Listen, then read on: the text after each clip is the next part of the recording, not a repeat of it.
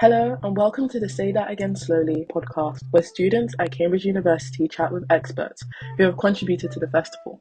We try to pair up students with researchers and authors from very different disciplines to bring things back to basics. There are no stupid questions here. My name is Jessica Kinshi. I'm a first year natural science student at Homerton College. Today I'll be interviewing Charlotte Markey, who is a professor and the author of the Body Image Book for Girls and the upcoming Being You, the Body Image Book for Boys. We are going to be taking a deep dive into body image, social media, scientific communication, and so much more. So my name is Charlotte Markey. I am a professor of psychology and the director of the Health Sciences Center at Rutgers University in the States.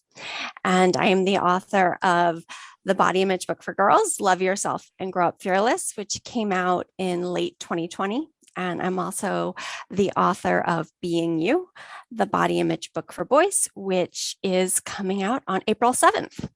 Oh, it's so exciting. I've actually got a copy of both of the books now, so I've had a flip through. They are really, really amazing, well presented, and they have such fantastic information. But we're going to delve in deeper into the parts of why you've written what you've written. But I guess the best place to start is, what does body image even mean? Like, how do you define it? I feel like the word is thrown around a lot nowadays, but what does body image actually mean? Yeah, it's definitely a term we use a lot and maybe don't stop and think about what we mean. And the sort of research definition that often gets used is just how you think and feel about your body. I personally think that's sort of incomplete. And it also suggests that body image is this really superficial thing. Like, are you worried about your appearance? And there's really just so much more to it than that, because our body image really kind of is, how do we think and feel about ourselves? How comfortable are we in our own skin? And that really impacts all sorts of behaviors. Most obviously, our eating and activity behaviors. It really affects our relationships with other people, who we engage with, who we don't, who we want to be around, situations we want to avoid even.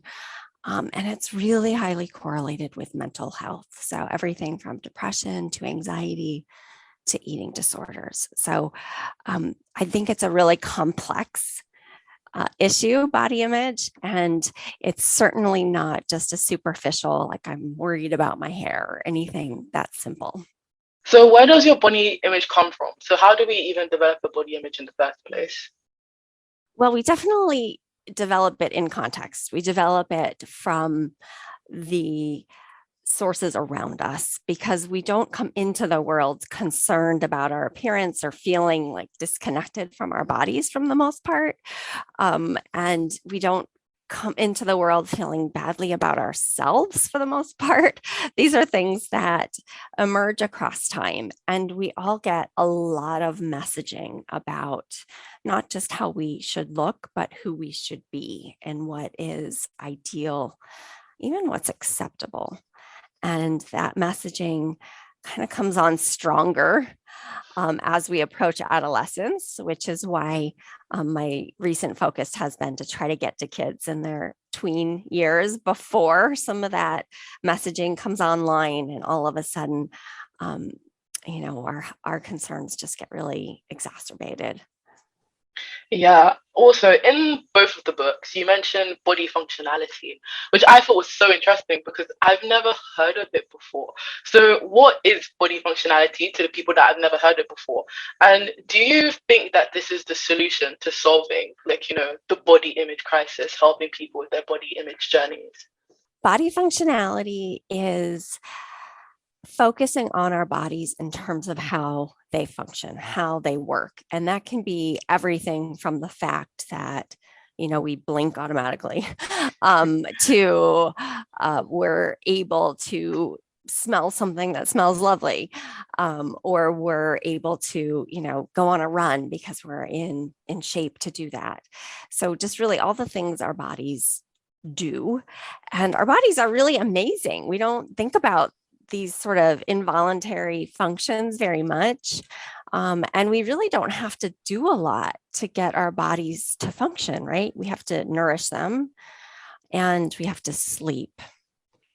That's kind of like it, right? I mean, everything else is pretty involuntary. And there are things we can do to function more optimally, like sleep more, maybe eat particularly nutritious food, or, be physically active. But yeah, our body functionality is just, I think, really amazing and cool to think about.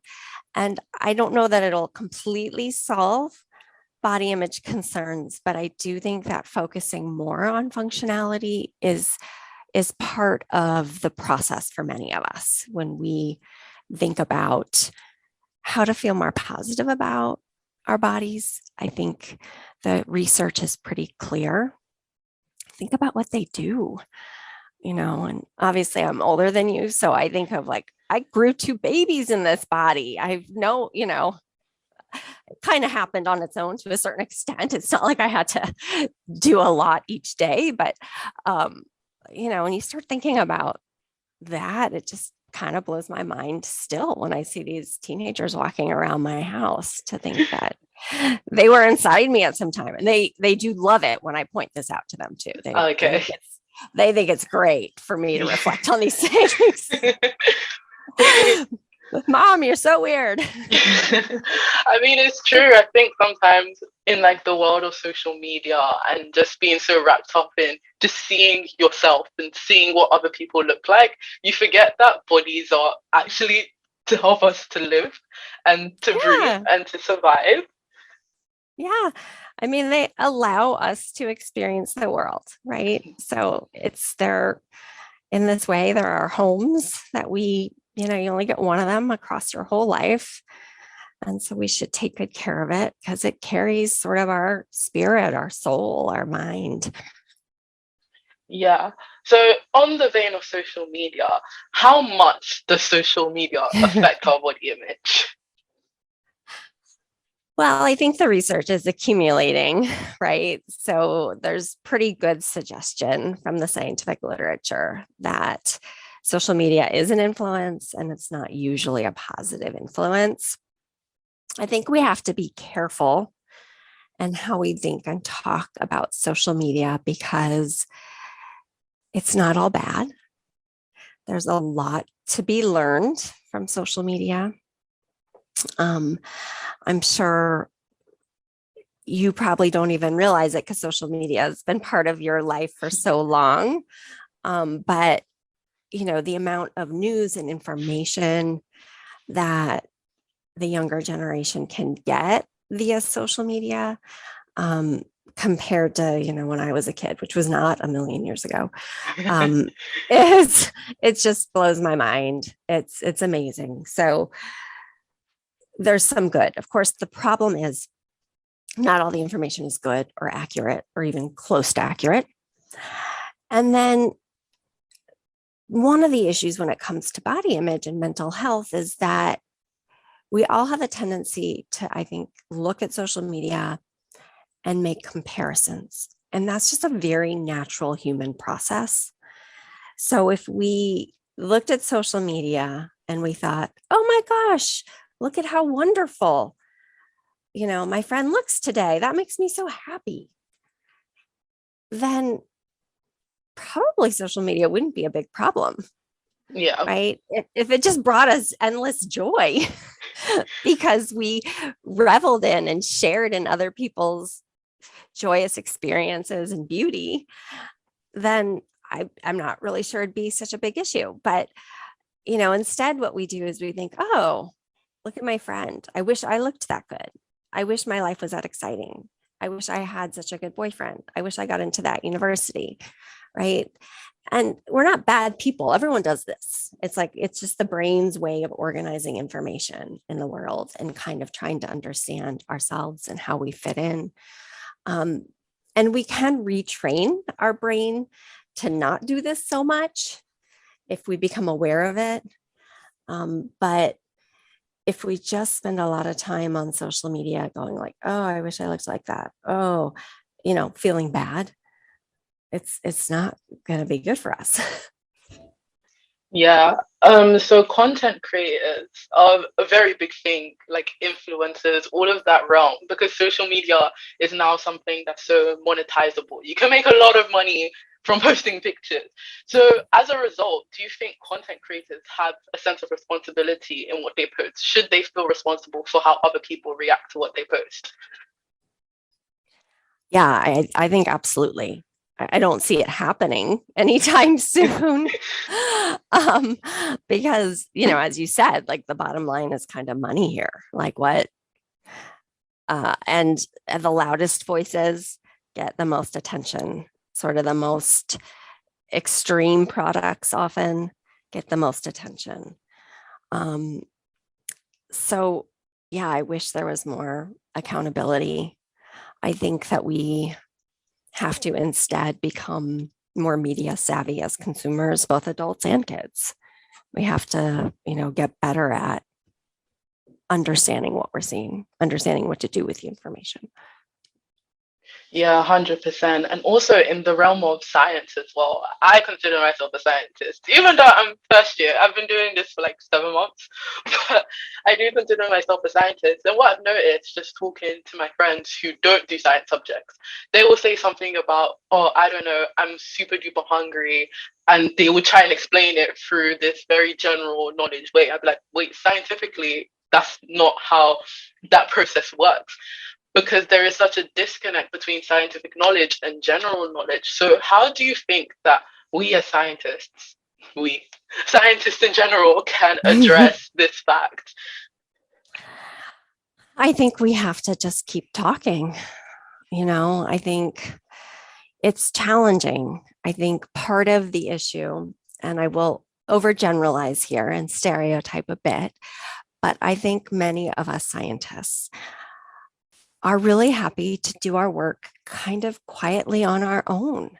We aren't necessarily natural extroverts. We don't want the limelight. We're not looking to monetize what we're doing. We're just looking to do science, right? But if we don't get that communication out to the public, then it's just those loud voices that everyone hears. And as you say, when it comes to science, a lot of those loud voices are just wrong. In fact, they may be not just wrong, but like the full on opposite of what science suggests. And I'm sure you saw this a lot across the pandemic, as did I. There were so many examples where, I just found myself thinking like, how is it possible that people are believing this? Or what, and it's not just non-scientists that's a concern. It becomes policymakers. It's, it can be really troubling. I try not to dwell on this too much because sometimes I either get really upset or really angry. So I think the solution is really that we need to have more voices in the conversation, and we need to teach young people to grow up to be discerning in terms of what voices they're listening to. Yeah, 100%. And that again links back to like social media. When young people are able to discern better what's right or what's wrong and to fact check, then it also helps with the social media problem as well. I completely agree. Yes, for sure. So my next question is a bit of a controversial one, I think, but you can consider this whole topic to be controversial in its own way. So some people, you have fat influencers. I don't like using the word, but that's what they prefer to call themselves. So some people call themselves on social media, and they are body positive people who are of larger stature, who basically promote that their lifestyle and basically are very happy, and they promote this happiness in their body. Some people argue that them promoting this certain figure that would be considered, or some people consider themselves to be obese, is unhealthy and is painting a very bad example. Do you think that they're right? Do you think that they're wrong? What is your opinion on this? I love this question. And it's really multi-layered because there are a lot of assumptions that we have made culturally about body size. And the first one is that it's controllable. And I think that the research, including genetic research, suggests that our body size is really not that controllable. There's about a 90% heritability in terms of weight. So, the heritability of height isn't even 100%, right? I mean, there's some variability there too. So, we're not trying to get people to be shorter or taller. And, when I suggest this, people often say, well, but you can lose weight and you can gain weight. And that is true. People can lose weight and they can gain weight, but can they sustain those weight changes? And it's really not clear from decades of research now that that happens all that often, because most of us have sort of a body size that our bodies want to be, that we are genetically likely to be. It's not one number, so it's, an approximate size. But my guess is that I don't, have a particular example or evidence of this, but my guess would be most fat activists and fat influencers are of larger body sizes because that is their body size. That is where they're going to be. So why should they not be comfortable in that? Why should we shame them for being different from a beauty ideal that, frankly, most of us will never attain? There's also some research that suggests that people who are what's known as sort of quote unquote medically overweight are not at risk in terms of mortality. In contrast, people who are medically underweight are. And there's some great research looking at millions of people. It's not just like this one-off small study. The research, when we look at different forms of morbidity and how weight and different health issues are linked, is more complicated. I think that, yes, there are some illnesses like diabetes that are linked, maybe even somewhat directly to weight, but there's a lot that goes into our health, and our weight is surely not the most important factor usually. And yet culturally, we seem to have decided that it is, that it's controllable. And, we like this idea of personal responsibility often, right? So your weight is controllable. You are personally responsible for it. You should do everything you can, and that will help make you healthier. But it's a house of cards that needs to be knocked down. It's not totally controllable. It's not necessarily really what's predicting health problems, right? Other issues like access to healthcare are probably a lot more important. In the UK, you guys do access to healthcare a hell of a lot better than we do in the US. But still, I think there's a lot of issues, a lot of considerations in terms of what's really important when it comes to our health. Yeah, So, 100. Yeah. Yeah, 100%. Because obviously I looked at one YouTube video where you can see the different preferred body image of girls change over time. And back in the day during the Greek times, a more fuller, more plumper body image was preferred. And if you were on the skinny side, you were seen to be like, whoa, what's going on there? So it's really funny how we see body image as a reflection of our health as well, which I find really interesting. And the trends keep changing. Yeah.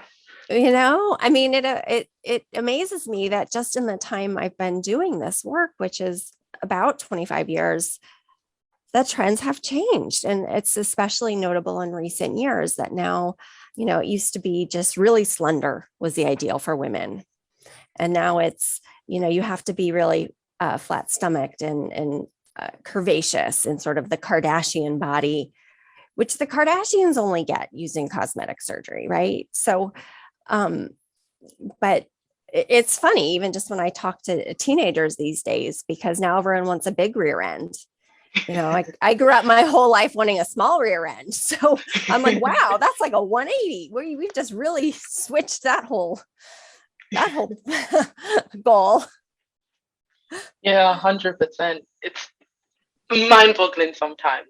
Another thing that I really loved about your books was the stories from other young people embedded throughout. And it was so, I want to say, heartwarming to just hear different people, not only in ways that I can relate, but in ways that I can also learn from. So in exploring all of these people's different stories, what do you think was the most interesting or the most insightful thing that you heard? I loved talking with teenagers and young adults about these issues. And I think I got out of basically every interview feeling just really hopeful. Um, there were a few rough ones with young boys, I guess, but they weren't always super communicative. But that might be partly on me. I think I had to learn some new interview techniques to talk with some of them. But, really, I felt really hopeful. I felt really just, proud of a lot of these young people. I thought they were really insightful in many cases. They said things when they were talking with me about, whether it be denouncing beauty ideals or trying to create balance when it came to how much they were exercising or how their relationships affected how they felt about themselves. I feel like some of these insights I certainly didn't get until I was like 30, so it makes me really hopeful. I think that there's a lot more communication about these issues and mental health in general. And that's so important. And that's a big part of why I wanted to include the stories. They not only help to kind of, I think, color between the lines, so the research is like this outline of factual information, and then the stories kind of give you the color. But I think also kind of, as you were saying, it's like you can relate to them, you can learn from them. It normalizes your own experience and other people's also, right? It makes you feel like, hey, wow, like everyone kind of feels this, or I didn't even realize someone else felt that way. I think that's just a really important part of this. Yeah, 100%. I think one of my favorite stories when I was reading the girls one was a girl talking about how she learned so much about body image from talking to her boyfriend who was transgender, so from female to male, and from them, like them understanding so much, like a different perspective. Because I feel like a lot of the time we're so narrow-minded in our thinking, like, oh my God, I want a big bum. That is such a big problem. Like, that's such a big body image. But this person is genuinely struggling with their gender identity. That's a whole Yeah. different ballground. Yeah, I love that story too. I thought it was really great. And that young woman, I guess she was still a teenager when I was talking with her. She had been a dancer also, I believe, and just, she had a lot going on. And yet this sort of perspective that was brought by the conversation with someone who was transitioning was just really interesting. And there's another story in the boys' book about a transition story that I think is really important. There's, I'm doing more interviews right now for the third book in the body image book series. Exciting. And I've had some great interviews. I had a great conversation with a former model not that long ago. And, her experiences, I just can't even imagine. And yet she really came out of that industry empowered overall, really rejecting so much of beauty culture that can be, really toxic. But stay tuned for that. The stories, because the third book is meant for older people. The stories get a little bit longer, a little bit deeper.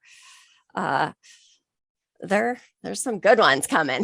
Oh, I'm excited. One of the things I've also kind of learned, like through reading the book and also just talking to people, I feel like parents have a really big responsibility on body image. When I was younger, so my parents immigrated from Nigeria, and there's a very different culture about body image. I don't know what it is about Africans and Nigerians, but everything is a bit of a joke. So you would kind of get made fun of for eating too much when you're younger, or for being a bit chubbier when you're younger, or not being great at sports. And so that just kind of chips away a bit at your self-esteem. So now when you bring it up, they don't really understand what you mean of I have a poor body image. So what would you say to young people who are trying to express maybe their body image journeys, their issues, maybe even boundaries around body image to parents that might not necessarily understand? Yeah, it's complicated because there really has been a generational shift, I think. And how we think about and talk about these things now is improving in part because we have evidence that some of what we've done in the past has not been good, but I think it's important to appreciate that oftentimes parents or family members are coming from a well-meaning place, that they're not trying to do harm, or it usually doesn't hurt to give people the benefit of the doubt and assume they're not trying to do harm. And yet then also, like you said, to try to create some boundaries and to say, I'm trying to work on my body image and I'd rather not talk about that. Or it's hurtful when you talk that way. I think sometimes just being brief but explicit can be really valuable. And sometimes, I don't think we should avoid all of our family or everyone who's ever said anything hurtful, but we have this concept in the body image literature called protective filtering. And what that means is that we need to sometimes protect ourselves by filtering out negative influences. And sometimes negative influences are people. Sometimes it's, someone on social media. And sometimes you just need a break from like that cousin who always makes you feel bad.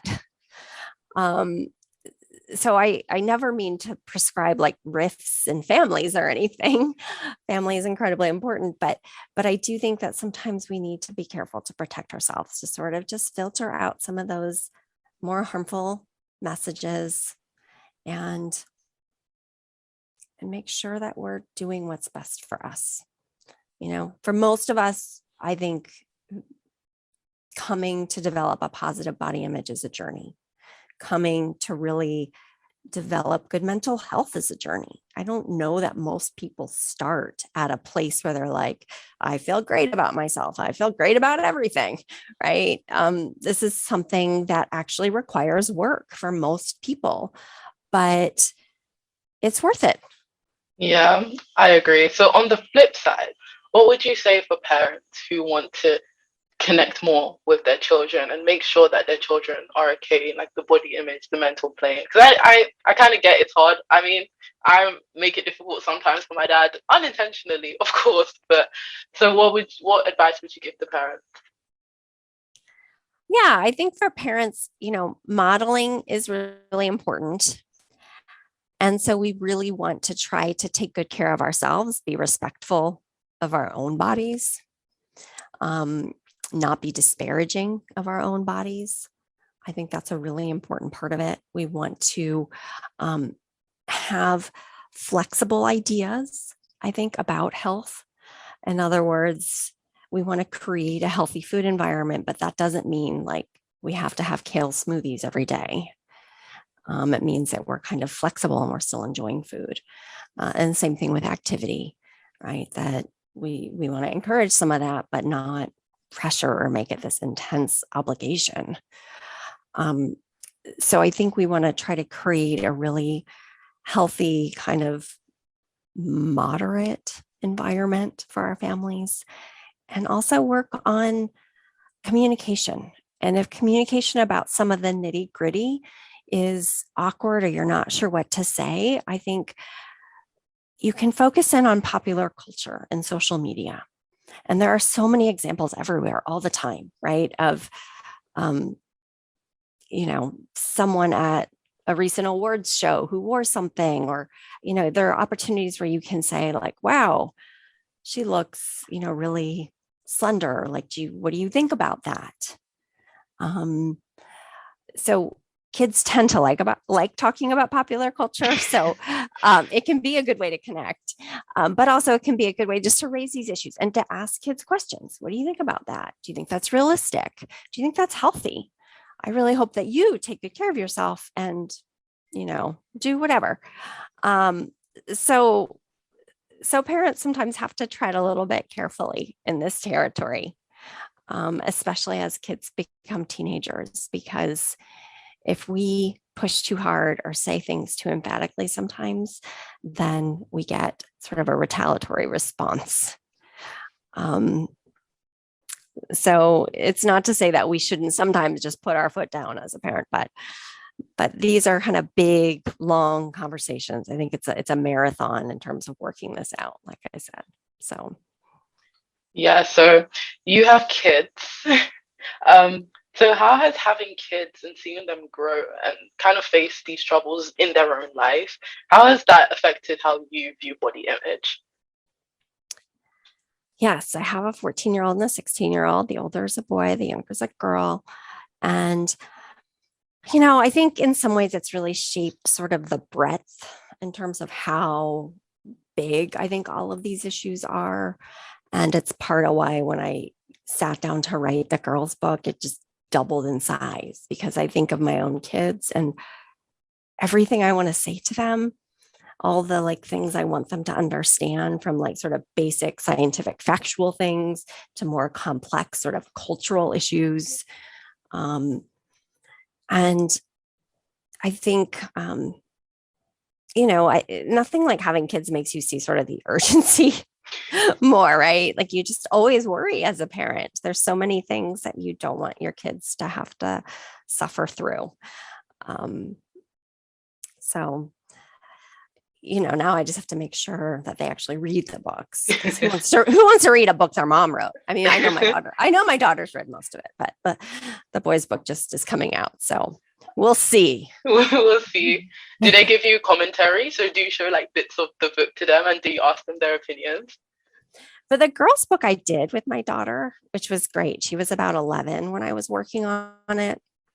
And she definitely read some chapters, and it was a fun role reversal. It's like I've helped her with her homework for, her whole life. And she was like circling things and writing notes that said like, I don't get this, or this is too complicated, or, she read the chapter on puberty and I had some figures in there of anatomy. And I remember one point she circled some of it and just wrote like gross or something. And I did talk to her about that. I was like, that's the whole point, is like, you're not supposed to think this is gross. You're supposed to be familiar. That's why it's staying. But no, I cherish those memories of her having some input. At one point, even because she's artistic, when we were talking about the design of the girls' book, she was really, really into wanting to do the images for the book. I'm glad we got a professional. She's a great artist, but it would have been it's a lot of work. It's a lot of Yeah. work. So, yeah. So before we wrap it up, what is one piece of practical advice that you want to give to the listener on how they should, navigate their body image journey? Like one tip that if you could tell anybody, like everybody in the world was listening and you had to tell them one tip about body image, what would you tell them? I think I would say to really treat yourself with compassion, and that a lot will flow from that, because we get so many messages that are telling us we need to fix ourselves. We need to change ourselves. We're not good enough the way we are. And the more we can reject those messages and treat ourselves with kindness and compassion, then the easier it is to engage in healthy behaviors, to be psychologically healthy. So I think just a lot comes from sort of taking a step back from all of those messages that are kind of just being yelled at us all the time and saying like, no, I deserve something different than this. 100%. I agree. I think we all need compassion. Everybody needs more compassion to other people, and we need more compassion for ourselves. So that was a beautiful, beautiful message.